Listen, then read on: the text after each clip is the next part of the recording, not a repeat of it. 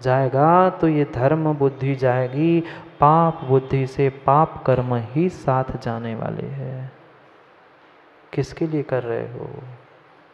विचार करो, विचार करो। हम जो कुछ भी कर रहे हैं, ये वासनाओं के पीछे मैं जो पाप इकट्ठा कर रहा हूँ, उससे मेरा क्या होने वाला है, स्वयं का स्वयं से निर्णय कर लो।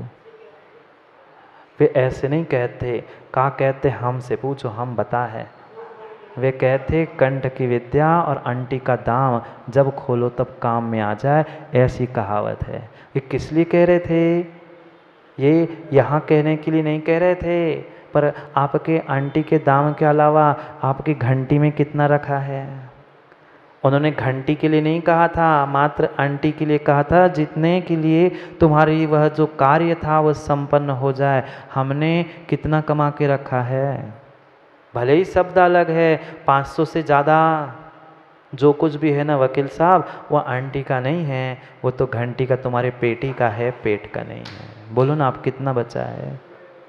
कितना बचा है? कंठ में विद्या ही चाहिए, जब तक श्रावक है तब तक धन भी चाहिए, पर वो कल्याण करेगा?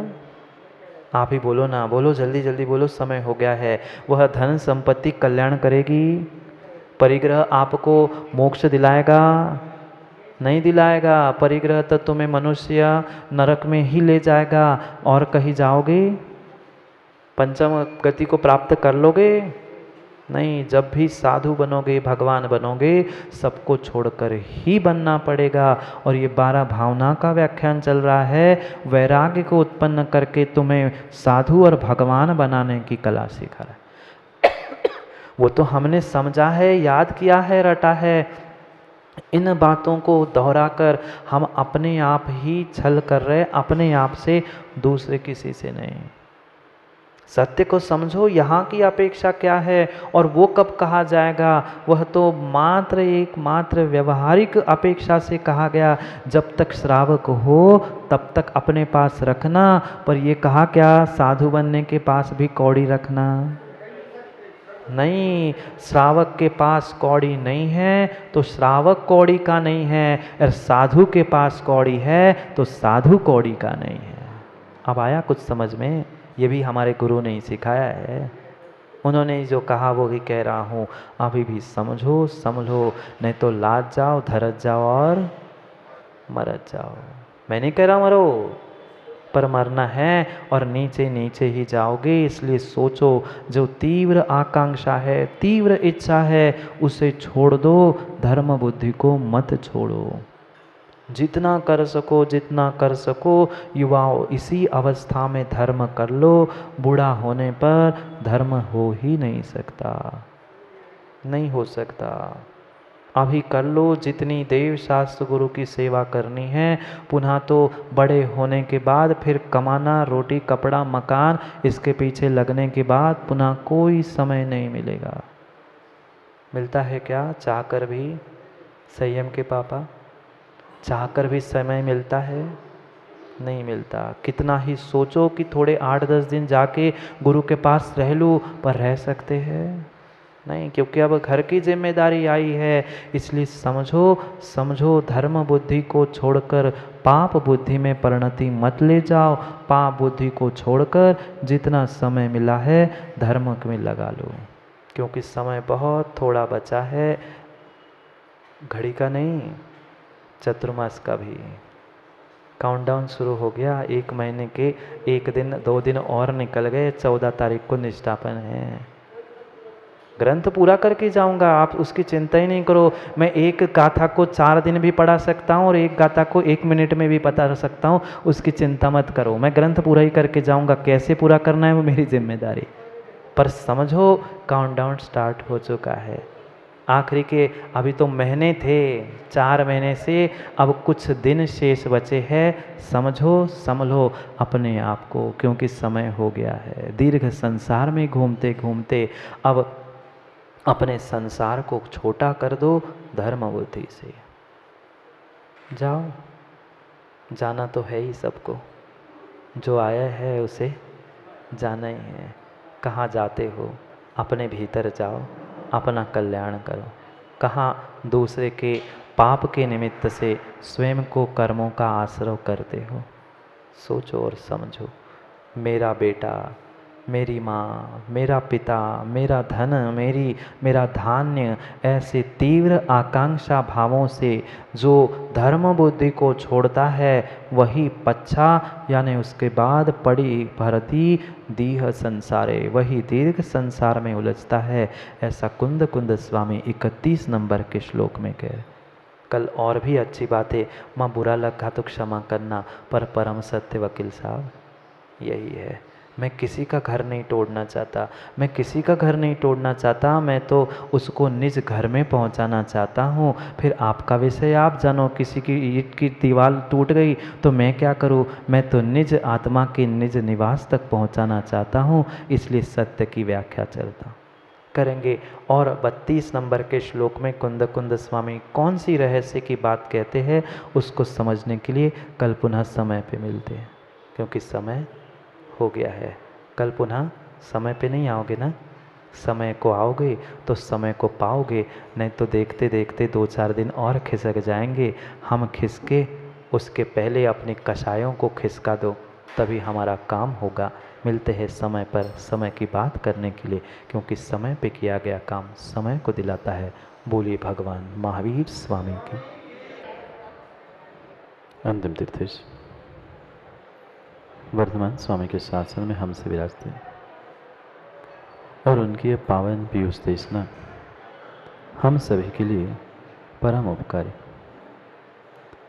अनादिकाल से हमारी आत्मा में जो जन्म, जरा और मृत्यु रूपी रोग लगे, उन रोगों का उपशमन करने वाली कोई परम औषधि है तो वह एकमात्र यह जिनवानी।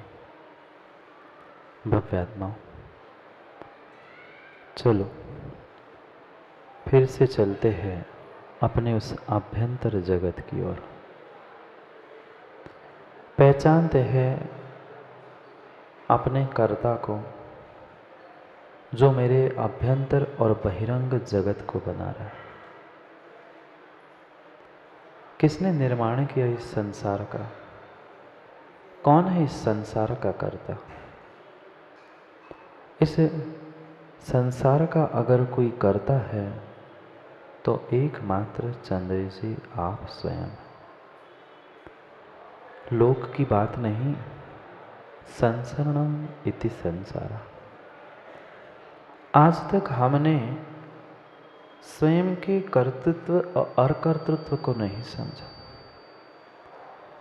वास्तव में यही बात का निर्णय हमें करना है कि ये जो कुछ भी संसार पंच परावर्तन रूप मुझे दिख रहा है, माँ उसका कोई करता है तो मैं।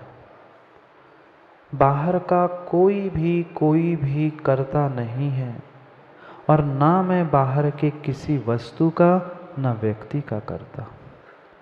यही तो भूल करते आए आज तक हम पंडित जी। स्वयं के तो कर्तृत्व को नहीं समझे, और जहाँ बेटा भाई आदि में अकर्तृत्व भाव थे वहाँ पर हमने अपना माँ कर्तृत्व मान के रखा। वास्तविकता में हमें ये ही नहीं समझ में आया कि मैं कर्ता किसका हूँ और कर्ता किसका नहीं हूँ। जितने जितने पर द्रव्य थे, पर संबंध थे, धन संपत्ति, मकान, भाई बेटा, माता पिता, उन सबके प्रति तो मेरा कर्तृत्व भाव रहा। मैं इसको सुधार लूँ, मैं इसको समझा दूँ, मैं इसके लिए ये कर लूँ, मैं ये व्यवस्था बनाऊँ, वहाँ तेरा अकर्तृत्व भाव था। और भीतर जो कर्मों के साथ तेरा संसार बन रहा था उसके साथ तेरा कह रहा था। पहचान करनी है आज हमें कर्ता की, कि ये जो संसार मेरे पास है पंच परावर्तन रूप, कोई संसार मतलब वकील साहब स्थान नहीं, लोक की व्याख्या नहीं चल रही है। संसार के चतुर्वती भ्रमण रूप जो संसार है उसका कर्ता कौन है, उसकी पहचान कर। कौन है कर्ता? कोई दूसरा नहीं। मेरे भावों का जैसा मैं करता हूँ और वैसे ही भाव परावर्तन का भी करता हूँ, और भाव करावर्तन ही सबका कारण है। इसलिए सबका मुखिया और सबका कर्ता कोई है तो सबसे बड़ा कर्ता अपने आप का और इस दुख सुख और संसार का कोई है तो मैं स्वयं हूँ। कौन करेगा, कौन भोगेगा? एकत्व में तो हमने कर्मों की अपेक्षा से समझा, अब संसार की अपेक्षा से समझना है। पर क्या करें, कर्तृत्व दूसरे का कम हो ही नहीं रहा है। हम यही समझते हैं कि हमने ही बच्चों को पाल पोस कर बड़ा किया। माँ, आपने पाल पोस कर बड़ा किया? नहीं किया। अगर बड़ा किया तो क्या वकील साहब बेटे के पैर आपने पकड़े थे, माँ ने हाथ पकड़ के खींच के बड़ा किया? नहीं किया। ये व्यर्थ के बाहर के परद्रव्यों में हमारा कर्तृत्व भाव, कर्तृत्व बुद्धि जा रही है कि मैं करता हूँ, मैं घर को चलाता हूँ, मैं समाज को चलाता हूँ, मैं परिवार को चलाता हूँ। छोड़ दो कर्तृत्व भाव। जब तक ये कर्तृत्व भाव द्वय क्रिया कारित्व भीतर है तब तक चंद्र जी मिथ्यात है। मैंने कुंद कुंद स्वामी समयसार जी में कह रहे हैं, जहाँ द्वय क्रिया कारित्व है, जाने स्वयं के साथ दूसरे के भी कर्तृत्व की बुद्धि जहाँ तक बैठी है वह परिपूर्ण रूप से मिथ्यात ही है। बहुत अच्छे से समझना। आज और बहुत सारे कारणों को कुंद कुंद स्वामी अगली गाथाओं में हमें समझाने वाले। क्या हमने आज तक मान के रखा था, हम तो अपने आप को बहुत धर्मात्मा, बहुत अच्छा सम्यक दृष्टि मानते थे, पर किंचित भी चंद्र जी बेटे का, घर का, परिवार का किंचित भी कर्तृत्व भाव है कि मैं उनका संभाल कर रहा हूँ, मैं उनकी व्यवस्था बना रहा हूँ, तो आप मिथ्या दृष्टि हो। कुंद कुंद स्वामी समयसार में 86 नंबर की गाथा में कह रहे। मेरे से पूछने लड़ने मत आ जाना, महाराज जी हमें क्यों मिथ्या दृष्टि कह रहे हैं। मैं नहीं कह रहा हूँ, ये सूक्ष्म पर समय है और ये परिपूर्ण रूप से मिथ्यात ही है, और जो इसका पोषण कर रहा है वह मिथ्या दृष्टि है, ये निर्णय करना। कितनी बड़ी भूल, और कितनी बड़ी भूल मैं कर रहा था आज तक। कल भी समझा था, मम पुत्तम मम भज्जा मम धन धन्नोति, मेरा धन है, मेरा ये धान्य है, बेटा पत्नी पति सब कुछ मेरा मेरा करते हुए मैं आज तक जिससे मुझे अपनापन जोड़ना था, ऐसे देव शास्त्र गुरु से मैं दूर होता। वहाँ भी मेरा कर्तृत्व भाव नहीं था, पर फिर भी वह राग भाव से जो परमे कर्तृत्व बुद्धि जा रही थी घर परिवार संबंधों में, उसके कारण मैं इन देव शास्त्र गुरु से दूर हो गया। नहीं हुए दूर। सुबह शाम मंदिर में आके माथा पटक के चले जाना वेदी के सामने, ये कोई श्रद्धान का या भक्त का किंचित भी प्रतीक नहीं है। अपने भीतर पहचान करनी है कि वास्तव में हमने देव शास्त्र गुरु पर कितना श्रद्धान और कितना विश्वास किया। कठिन है, कठिन है। इस खोटे पंचम काल में तो और भी कठिन है। सच्चे देव शास्त्र गुरु पर श्रद्धा होना बहुत कठिन है, बहुत कठिन है। देव शास्त्र गुरु को अपना मानकर उन पर विश्वास करके अपने कार्यों को संपन्न करना बहुत कठिन है। क्यों नहीं बन रहा है काम आज तक हमारा? जिन पर विश्वास करना था उन पे तो हमने विश्वास किया नहीं, और जिन पे विश्वास नहीं करना था ऐसे धोखेबाज जीवों के साथ हमने विश्वास किया। एकमात्र इस ब्रह्मांड का ऐसा संबंध है जो मुझे निर्बंध बनाने वाला है, वह श्रद्धा श्रद्धेय संबंध है। पहले तो पंचम काल में इस श्रद्धा श्रद्धेय संबंध से किसी देव शास्त्र गुरु पर श्रद्धा करना कठिन, और जैसे तैसे मुश्किल से श्रद्धान विश्वास बनता है, कुछ ही क्षण में टूट जाता है। जब तक हमारा काम बन रहा है, जब तक हमारे हिसाब से काम हो रहा है, तब तक परमात्मा भी, गुरु भी हमारा है। गुरु ने मेरा मान सम्मान का ध्यान नहीं रखा, चंद्रे जी हम भी गुरु को नहीं मानते। ऐसे भी जीव है, नहीं है? है, ऐसे भी जीव है, ऐसे भी नहीं, ऐसे ही जीव है। अधिकांश जीव ऐसे ही है। कुछ गिने चुनों को छोड़कर सबका मात्र यही परिणाम और यही परिणति चल रही है। बहुत कठिन है श्रद्धा प्राप्त करना और पुनः उसे संभाल कर रखना। कांच के टुकड़े तो फिर भी जुड़ जाए, पर पंचम काल में टूटी हुई श्रद्धा को पुनः जोड़ लेना बहुत कठिन है, बहुत कठिन है। इसलिए समझो, निर्णय कर लो, वास्तव में हम किसी अन्य के कर्ता नहीं हैं। अगर कर्ता किसी के है तो स्वयं के भावों के और स्वयं के पंच परावर्तन के। ये देवशास्त्र गुरु को बीच में क्यों लाया? विषय तो मेरे स्वयं का चल रहा था ना, पहुंचना है वहीं तक पहुंचना है हमें। आज तक हम जिस मिथ्यात्व में डूबे हैं उसका भान हमें आज तक नहीं हुआ। कैसा संबंध, कैसे कैसे संबंध हमने प्राप्त कर लिए। भाई बहन का संबंध, माँ पिता बेटे का संबंध, फिर भी एक छत में चार दीवाली में रहते रहते भी मुंह नहीं बोलते। ऐसे घर परिवार नहीं देखे आप लोगों ने, हमने तो देखे। रहते बिल्कुल उसी चार दीवाली में, एक छत में, एक साथ भोजन करने की व्यवस्था है, एक ही रसोई घर है, पर फिर भी एक दूसरे का मुंह देखना नहीं चाहते। कैसे संबंध? इन संबंधों से नित्य ही मैंने बंध करके संसार की वृद्धि का ही काम किया है। संसार का क्षय करना है तो हमें धम्म बुद्धि है। कल की बात याद है? चयोण धम्म बुद्धि, धर्म बुद्धि को छोड़कर आज तक मैं दीर्घ संसार में भटकता रहा। ये धर्म बुद्धि देने वाले कोई निमित्त है तो ये देव शास्त्र गुरु है, अन्य कोई भी नहीं है।